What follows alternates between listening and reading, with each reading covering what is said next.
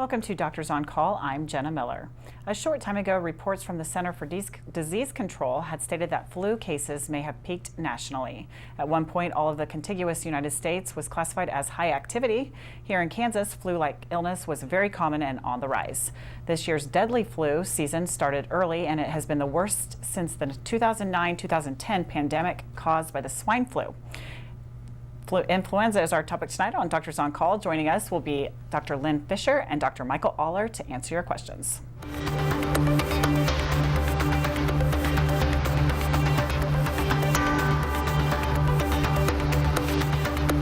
Presentation of Doctors on Call is made possible in part by an underwriting grant from Gove County Medical Center in Quitter.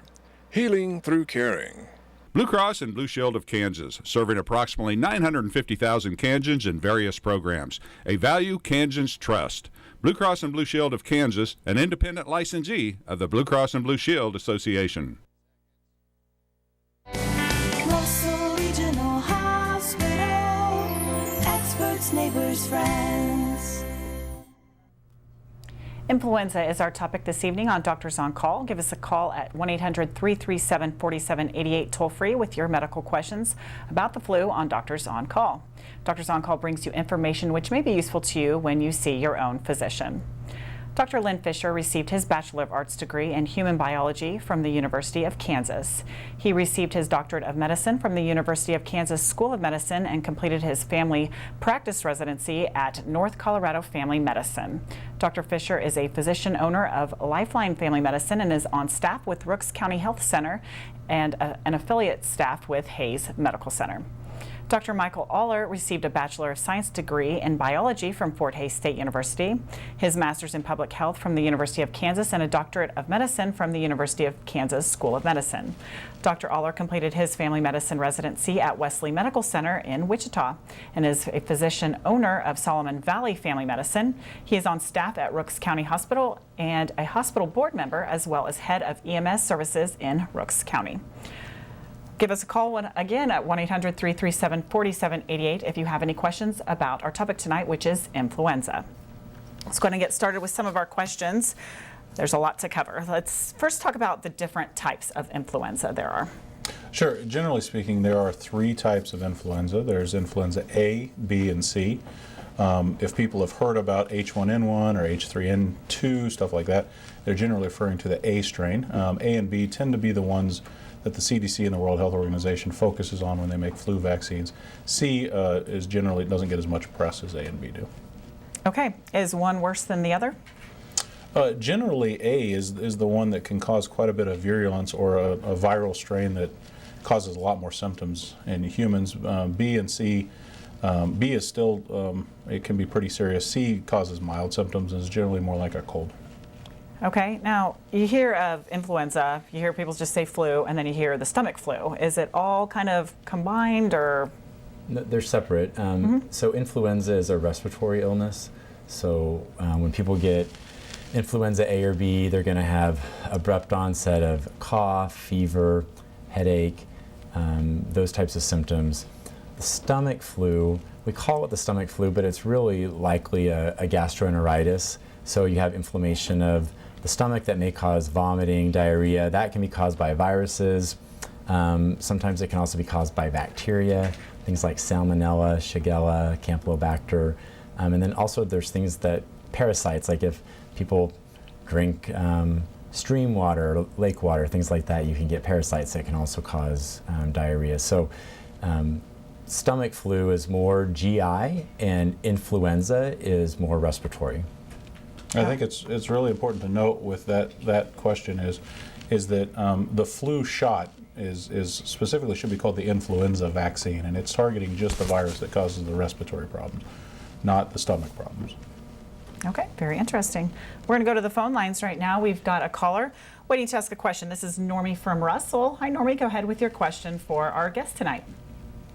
Okay, I was sick earlier in the beginning of February, and they tested me for influenza, and I had influenza B.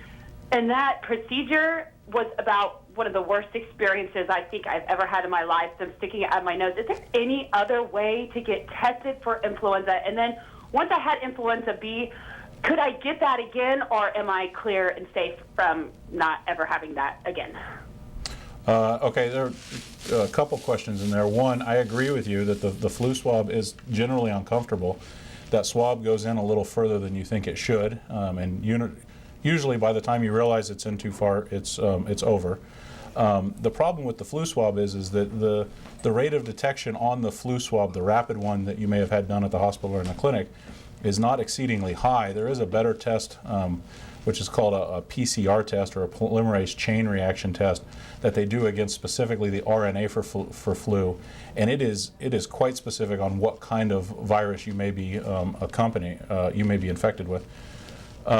As far as could you get infected again with influenza B, sure you could. Probably not in this season or the next season, but the immunity to influenza just doesn't stick around in humans all that long, which is why we have to get vaccines every year.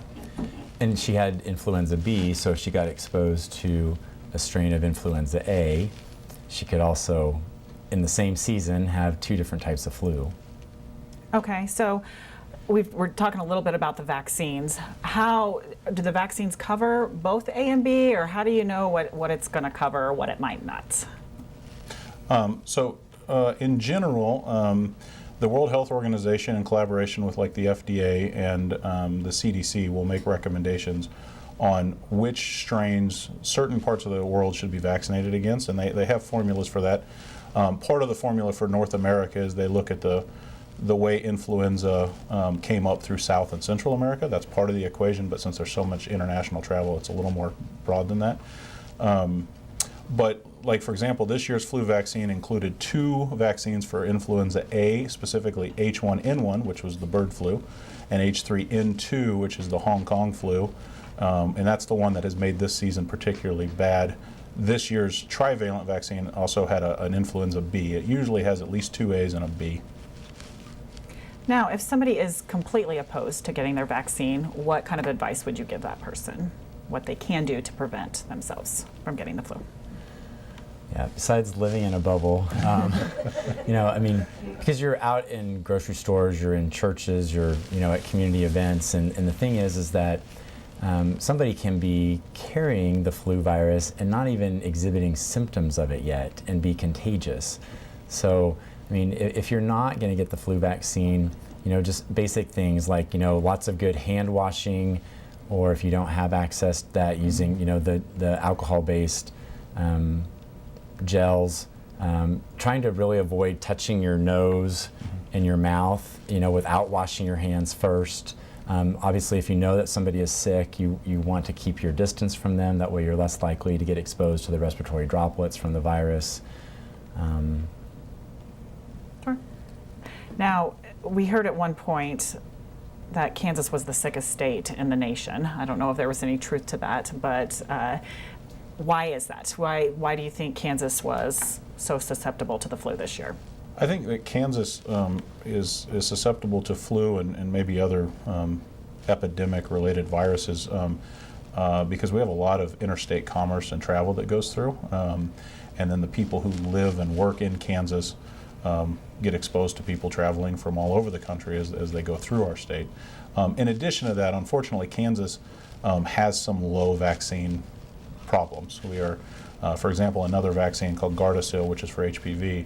We're the worst in the nation at giving Gardasil. And so we've got some work to do on education. I think that's a big one, like I mentioned earlier. I think that specifically calling it the flu shot is a little bit of laziness on a medical side. We should call it an influenza vaccine. A number of my patients don't like to get it because when they get it, they frequently will get those gastroenteritis symptoms that Dr. Fisher was talking about, and they correlate the two because we call this the stomach flu and we call it the flu shot. And so I think more education would help with that, but I think being in the middle of the country, we're subjected to everybody's problems. And why is the flu so prevalent, or seems to be more so during the winter months? Yeah, every virus kind of has a season. So for us here in the Northern Hemisphere, the U.S., flu season is, mainly October through March. Sometimes it could start a little bit earlier than that. Sometimes it could run a little bit later than that, like it is now. But like the Southern Hemisphere countries, their flu season is a different time of year. So and it's the same thing for other types of viruses. They have a particular time of year that they tend to show up. Okay, we're going to go back to the phone lines. We've got Carrie on the line from Phillipsburg. Hi, Carrie. Thank you for calling Doctors on Call. What's your question tonight? Yes, I had heard recently that getting the flu shot could possibly increase the risk for Alzheimer's with the mercury that's included in the flu shot, and was wondering if there is any truth to that. I'm not aware of any study that has shown an association between the flu vaccine or any vaccine and Alzheimer's per se. That the problem with those two events is that the onset of Alzheimer's tends to be fairly late in life, and if a person were to get a flu vaccine very early in life, I think drawing the line between those two would be difficult. I am not aware of what mercury content there is in the flu vaccine, if there is any. The makers of vaccines have gone to great lengths to try to get rid of some of the mercury-based preservatives to make people feel a little more safe, despite the fact that some of the preservatives cycle out of the human body in about 10 days and don't stick around and cause any problems. So I wish I had a better answer for your question, but I just don't think that there's any good studies that have linked the two yet. I agree. I have not seen anything in the literature discussing a relation. The only thing that I've seen recently has been that people who get influenza, if they have heart disease, may be more likely to, suffer a heart attack. So that's another good reason for, people with coronary artery disease to be getting a flu vaccine during the flu season. Now, we've heard of, and sometimes you never know if it's media hype or whatnot, but we did hear of several deaths that occurred because of the flu. How do people die of the flu, seemingly healthy people? Yeah, I mean, it depends. If it happens quickly, likely the virus just caused so much inflammation in the lungs that you had a over response from the immune system, gets overwhelmed, and you get a bunch of fluid that builds up, and you basically go into respiratory failure. So that's what happens when you hear about like seemingly healthy people who have the flu one day and then pass away the next. Another way that it may happen is sometimes people get the flu, they start getting better, but they've kind of been run down, their immune system has been run down, and then you may be more likely to get a secondary bacterial infection. So people may then end up getting pneumonia. And so sometimes then from that pneumonia, if it's not treated quickly enough, people can go on to develop sepsis, and it can lead to multi-organ failure. Now, Is it ever too late to get a flu vaccine? No.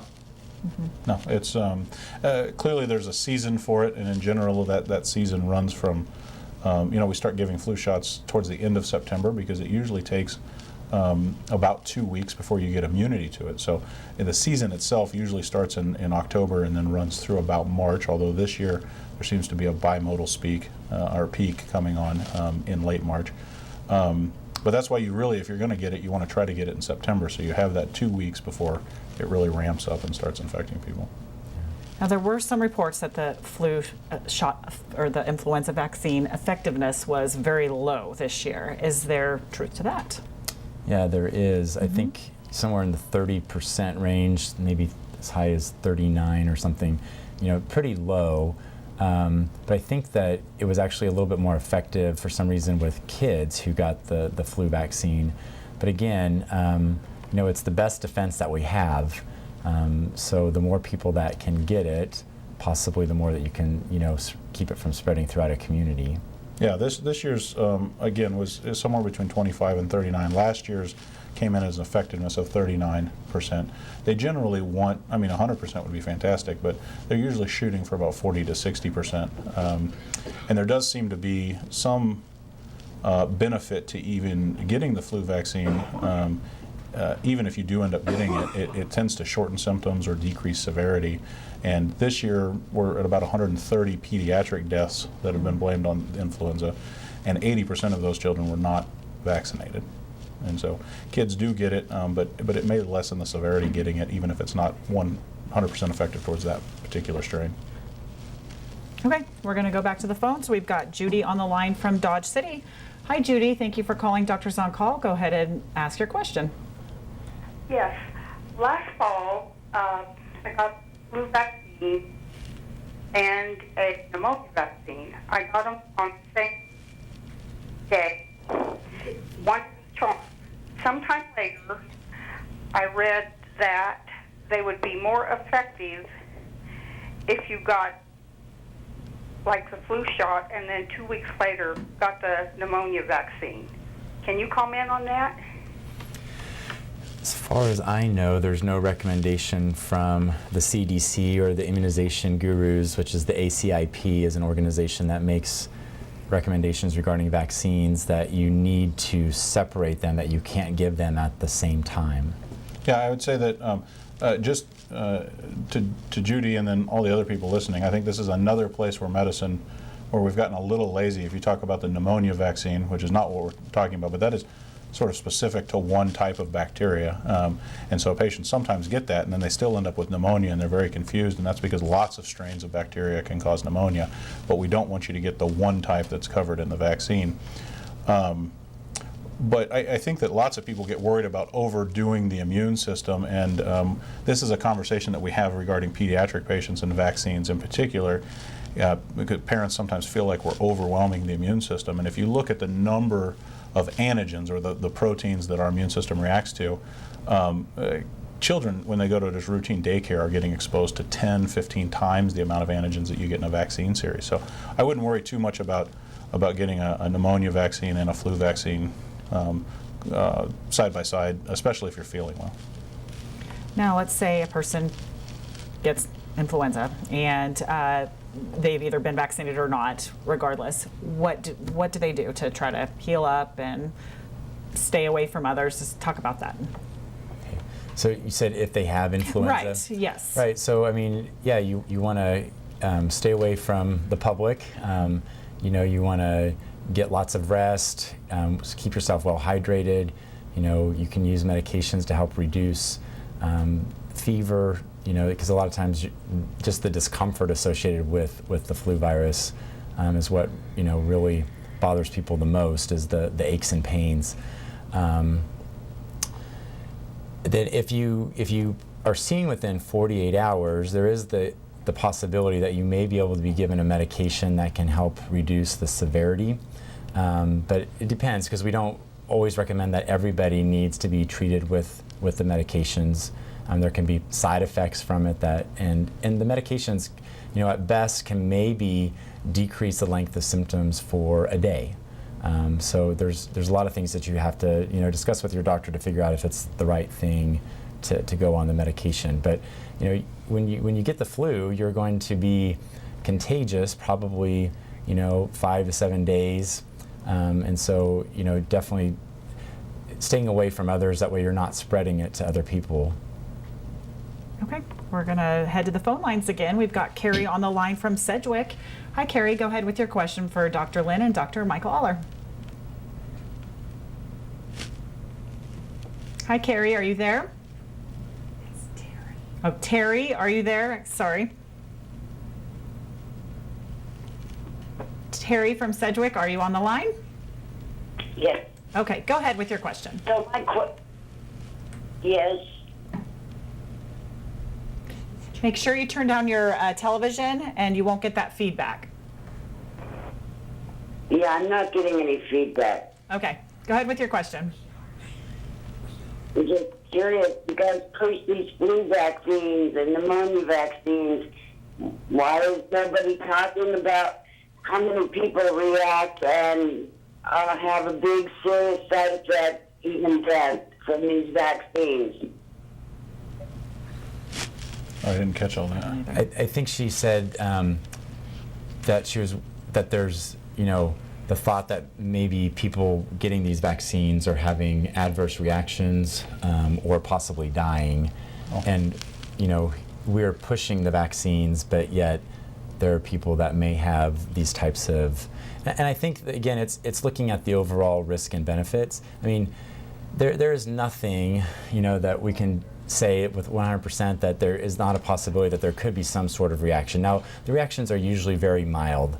People may have a little bit of soreness at the site of the injection, a little bit of redness. You can run some low-grade fevers, feel a little achy. But tens of thousands of people die in the U.S. every year related to the flu virus. Tens of thousands of people do not get harmed from getting a flu virus. So the benefit of giving it greatly outweighs, the possibility that there are some, a few people who may have an adverse reaction, in my mind. Yeah, most of the organizations involved in the development of the flu vaccine, that would be the CDC and the World Health Organization and the FDA, estimate that about one, maybe as many as 2 people in 1 million will have a serious adverse reaction from a flu vaccine. And like Dr. Fisher said, every year in the United States, somewhere between about 12 and 60,000 people lose their life because of influenza. So who might not be a candidate for an influenza vaccine? Sure. Well, there's a couple of different flu vaccines, but the standard one, anybody who's ever had a severe reaction to it probably should not have it. Children under the age of 6 months are not ready for the flu vaccine. Anybody with egg allergies should not have the standard one, but there are alternatives to that vaccine. And then people who have had like bone marrow transplants need to have an in-depth conversation with their hematologist and their primary care physician on whether the flu vaccine is right for them. Now, what about prevention? Besides the vaccine, is there a way people can build up their immune systems? Well, there's, yes, I mean, diet is always a good way to make sure that you're taking in the right stuff. There are a handful of studies that link the intake of vitamin C and zinc during cold and flu seasons to help reduce symptoms. But in general, good nutrition, try to avoid getting diabetes in your life, as diabetes makes it very hard for the body to fight almost every kind of infection. Try to reduce or not expose yourself to tobacco. Those are all great ways to avoid really any infection, but particularly influenza. And your immune system works better when you exercise regularly, when you get that 7 to 8 hours of sleep. Okay. When might a person need to get to the ER if they have flu-like symptoms? So, if a patient is experiencing, shortness of breath, whenever you take a big breath in, it really hurts. You have chest pain with that. Obviously, if the coloration, of a child, like if there's any blueness around the lips, if, somebody is confused, not making sense, those types of signs. Or if you were getting better, and then all of a sudden you come back with, a fever again, and your cough is worsening, that might be a sign of pneumonia. That would be a reason to also be evaluated. And what about if you have to get to the ER? What's the best way to contain yourself, I guess, if you will, to not spread that flu once you get into the hospital? Most hospitals, if you present with flu-like illness, most hospitals will have a sort of a mandatory mask so that we're not spreading this stuff into the waiting rooms where other people may be coming for routine visits. But in general, just avoiding close contact, staying away about 3 feet away from people, wearing masks, good hand washing. And if a person is just not getting better, what might they need to do? Then again, you have a visit with your doctor. You may have to have blood work done. You may need a chest x-ray to help rule out some of the more serious complications such as pneumonia. But again, sometimes no matter what we do, an illness may need to run its course. So as long as your symptoms aren't severe and people are stable, sometimes, it's just a matter of time for symptoms to improve. Are there any foods, we were talking about ramping up your immune system, are there any foods in particular that are good in helping fight off? Of course, you might not feel like eating, but what might some foods be? I have read, and I don't know if it was specifically to the flu or just to getting viruses in general, but things that are high in antioxidants, so like blueberries might be a good source. Things that help gut health, like probiotics, acidophilus in yogurt, things like that may also be of benefit. Okay, now are probiotics good to, is that something that a person can take all year long to try to ramp up their immune system? Yeah, probiotics are probably a reasonable idea for most people. I mean, you probably don't have to consume them every day, but thinking about getting them a couple times a week, whether that's through activated yogurt or just simply taking a pill with a probiotic is pretty good for overall GI health, not specifically influenza. Okay, excellent. Well, thank you so much for being our guest tonight, Dr. Lynn Fisher and Dr. Michael Aller, for being our guest on Doctors on Call. On our next show, we'll be discussing hormones and naturopathic medicine. You can email questions to us for our next program at doctors@shptv.org. Thank you for joining us. For Doctors on Call, I'm Jenna Miller.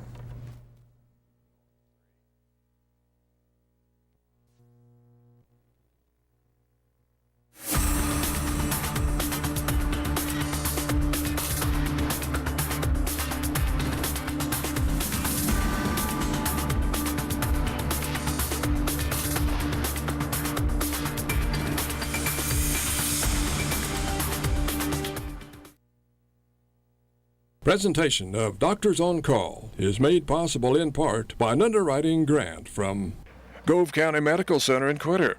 Healing through caring. Blue Cross and Blue Shield of Kansas, serving approximately 950,000 Kansans in various programs. A value Kansans trust. Blue Cross and Blue Shield of Kansas, an independent licensee of the Blue Cross and Blue Shield Association. Russell Regional Hospital. Experts, neighbors, friends.